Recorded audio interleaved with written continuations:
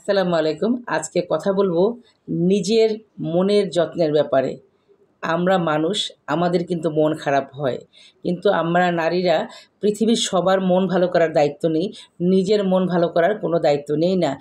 কথা বলবো এই টপিকে। তো আজকে আপনারা যারা আমার এই ভিডিওটা দেখছেন দয়া করে প্লিজ ভিডিওটা টানবেন না।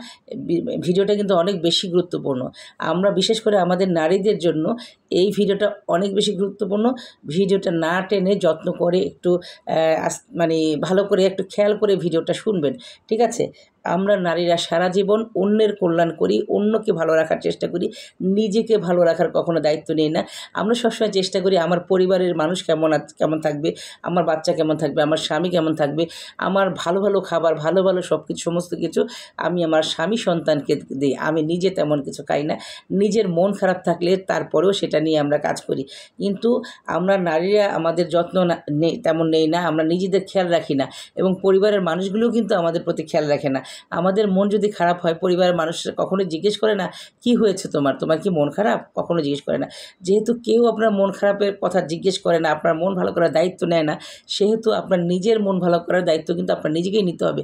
কারণ আপনার দেখা যাচ্ছে আপনার প্রচণ্ড মন খারাপ, সেই মনের কষ্ট দুঃখ চেপে চেপে আপনি সংসারে কাজকাম করছেন। কেউ আপনার দিকে খেয়ালও করছে না। এই যে মন খারাপটা পুষে রেখে ডে বাই ডে আপনি এগিয়ে যাচ্ছেন এবং এর কারণে কিন্তু আপনি একটা সময় প্রচণ্ড বিষণ্ণতায় ভুগবেন, হ্যাঁ? বিষণ্ণতায় ভুগবেন এবং আপনি কিন্তু একটা সময় কিন্তু একদম কী বলবো, মানসিকভাবে প্রচণ্ড খারাপ থাকবেন এবং মানসিকভাবে প্রচণ্ড খারাপ থাকলে একটা সময় মানুষ ডিপ্রেশনে চলে যায়। আর ডিপ্রেশনে চলে গেলে ডিপ্রেশন থেকে কিন্তু সহজে ফিরে আসা সম্ভব হয় না। তাই আমরা যারা নারী আছে তাদের প্রত্যেকেরই নিজের স্বাস্থ্যের যত্ন নিতে হবে, নিজের মনের যত্ন নিতে হবে, মনের খেয়াল করতে হবে, নিজেকে ভালো রাখতে হবে।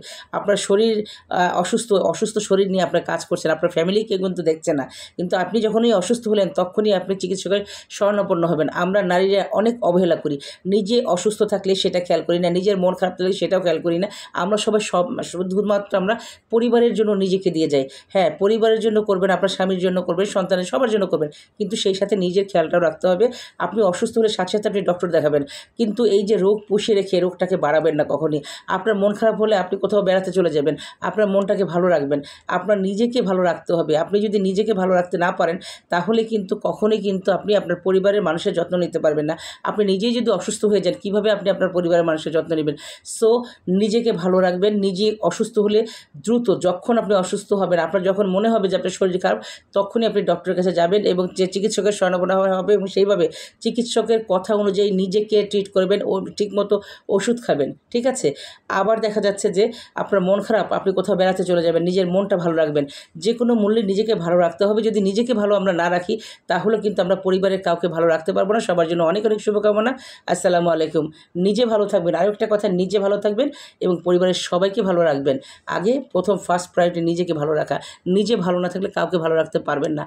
আবারও সবাইকে সালাম জানিয়ে শেষ করছি। আসসালামু আলাইকুম। ভালো থাকবেন।